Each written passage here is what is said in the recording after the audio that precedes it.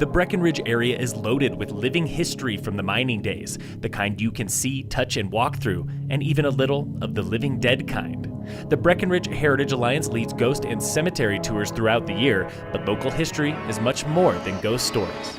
The nonprofit also oversees more than 200 historic buildings, where colorful characters like Nicholson and Barney Ford are alive and well, at least in spirit.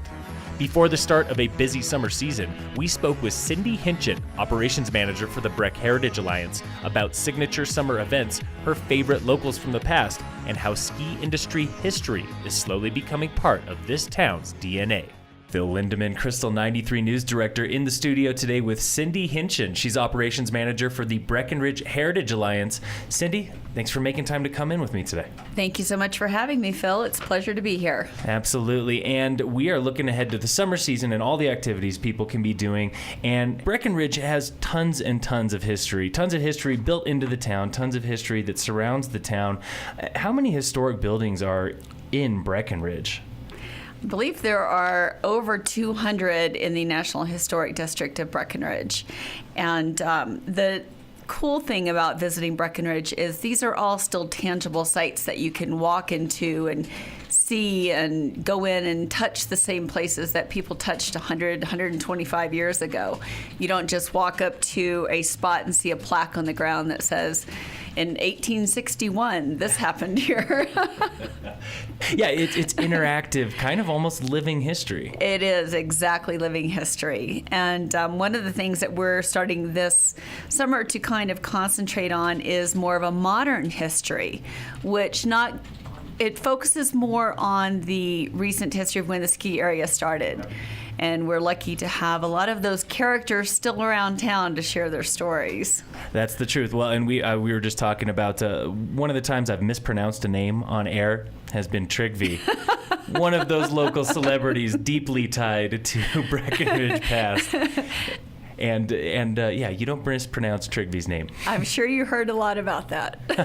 Oh yeah, I definitely did. Well, that's too cool that you guys are then incorporating some of Breckenridge's modern history into the past history. I remember maybe it was 2 years ago, there was the installation at the museum downtown about tracking the history of skiing in general, not just the ski area, but the history of just skiing in the high country in the Breckenridge area. Right. And once again, we do have those wonderful resources to get information from, like Trigby. Again, lots of living history happening. That brings us into what you guys are doing come summertime. Lots of programs, lots of opportunities for folks to not just interact with that living history themselves, but, get a little bit of a maybe guided tour and also, learn more about it. What are some of the highlights from the summer schedule at the Heritage Alliance? We do have a lot to offer to everyone of all ages, interests, backgrounds. We start with our Independence Day party at the Ford Museum. And the wonderful thing about that is we do brunch with breakfast burritos and mimosas. And if you've ever been to the Barney Ford lawn, you know that the lawn is about 6 feet above Main Street. So it gives you a prime viewing spot for that parade as it comes down the road. We'll be doing new this year. We're doing a speaker series at the library, and we'll have a genealogist and some of our local historians speaking about how they do their research, what resources they use, and that will include Bill Fountain, Sandra Mather, Rick Haig. We'll be doing our Victorian teas. We'll have a hike with a historian. These same people will be leading hikes into some of our areas that have historic artifacts, mining artifacts. Then we'll be doing Railroad Day in August, and that's between Breckenridge going over Boreas Pass and in conjunction with Como. And they have done a wonderful job with their roundhouse. And they also have an operating train over there now. That's all new. And then we wrap up our summer season with a historic homes tour on September 15th. And that kind of gives you a peek into some of these historic homes. And if you're nosy like I am, that's really a treat. Yeah, you get to go inside and see kind of how they lived back in the day. And inside of those homes, you have lots of historic artifacts as well. It's not just the home itself. We do. Actually, there's a mix of the historic homes and then historic homes that have been renovated. So you can see what the homeowners have done to bring these homes up to modern standards while still maintaining that historic charm.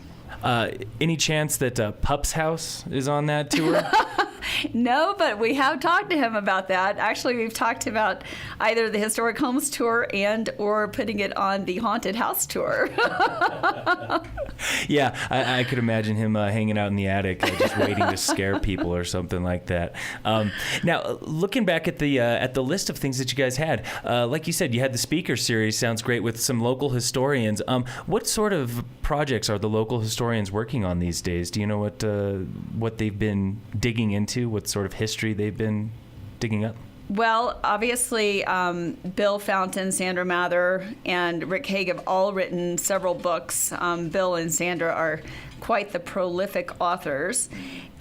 Rick and Sandra have worked together on a new book that just came out last year, and they maintain their each have their own interests between the dredges or the schoolhouses or we have so much up here for them to research that there hasn't been any shortage.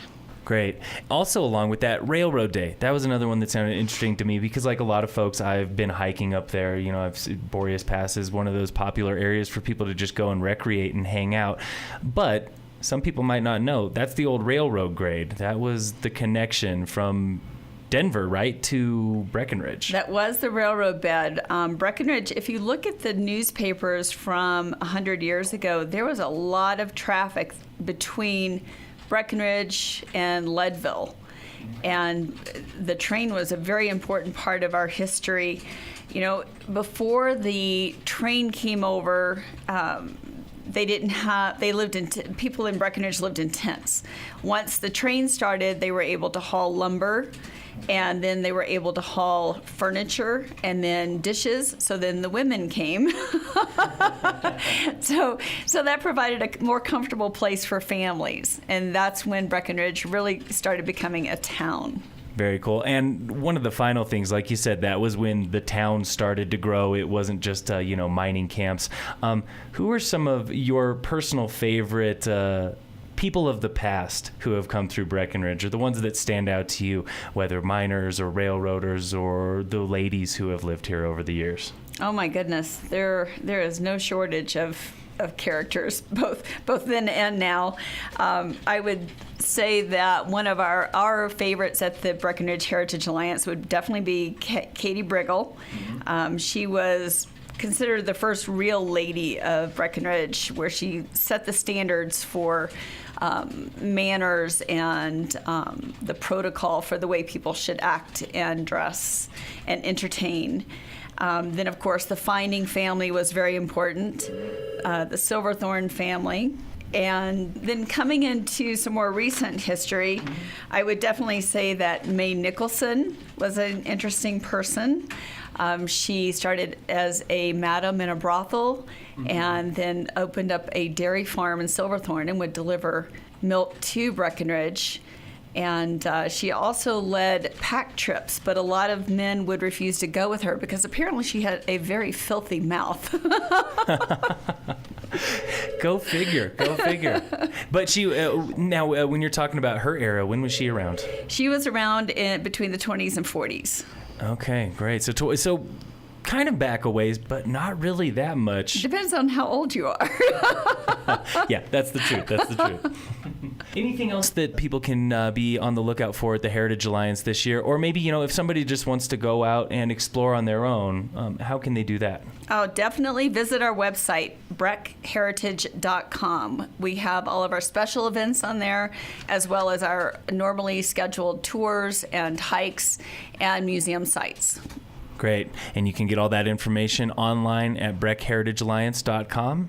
And Cindy, thanks again for making time to come in and talk a little bit about what you have going on this summer and some of the colorful folks that have come through Breckenridge over the years. Oh, thank you, Phil. It's always fun to talk about. Always fun to hear about as well. Phil Lindeman on Krystal 93.